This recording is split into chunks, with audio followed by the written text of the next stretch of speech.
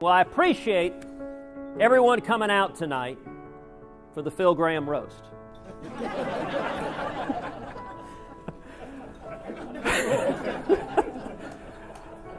You know, when I started running for Senate, repeatedly people would ask me, "What senator do you admire?" And all over the state of Texas, I said repeatedly, the U.S. senator I admire most, the senator I hope most to be like, is the great Texas Senator Phil Gramm. So let me say right now, I apologize for besmirching your name that way. And everything I've done wrong, you can blame on Phil. You know, if you think about Phil Gramm's tenure, there are a number of characteristics that stand out. Number one, he was beloved by the media. You know, it's amazing how many people in Washington are terrified of what the New York Times says. Well, I actually did a little bit of internet research on what our friends in the media had to say about our honoree tonight, because I know that this room would never honor someone who was not lionized. So here are a sample of descriptions of the good Senator Gramm. Quote, "So abrasive, it has been said even his friends don't like him." He has an untempered, negative attitude towards government.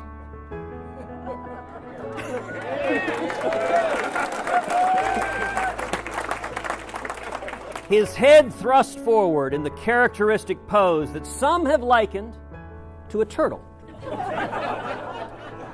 But at that moment, more closely resembled a bird of prey.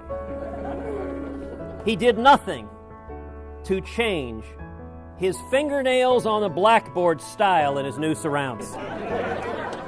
Newsweek, that incredible arbiter of fairness and of objectivity, called him, quote, "the screeching heavy metal in what was once the stately opera of presidential policy." Syndicated columnist Ellen Goodman wrote, "Compared to Gramm, Dick Nixon seemed warm and cuddly." The Daily Kos, which I know every one of you reads on a daily basis, described him as a festering economic boil. Salon's Andrew Leonard accused him of having Texas-sized chutzpah. Salon also described him as a, quote, "arch deregulation evangelist."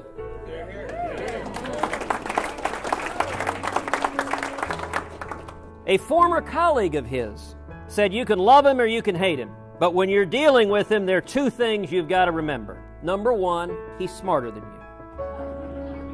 And number two, he's meaner than a junkyard dog. Mother Jones has described him as a wily senator and a reckless deregulator.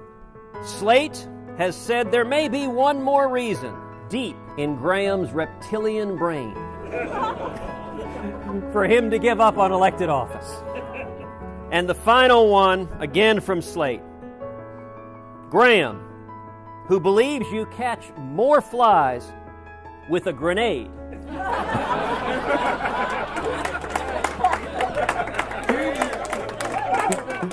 than with sugar, quickly learned to use the rules of the Senate to stymie rivals, and his willingness to hold up the occasional spending bill and vituperate against big government solidified his reputation as a man of principle.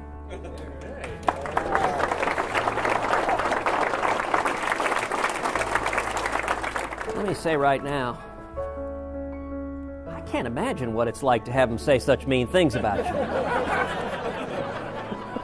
That sounds terrible.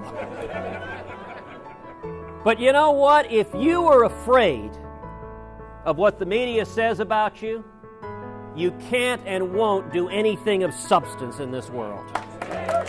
And the second characteristic I admire about Senator Phil Gramm is exactly what Salon said. He was a man and is a man of principle. And he's willing to stand up and just say it.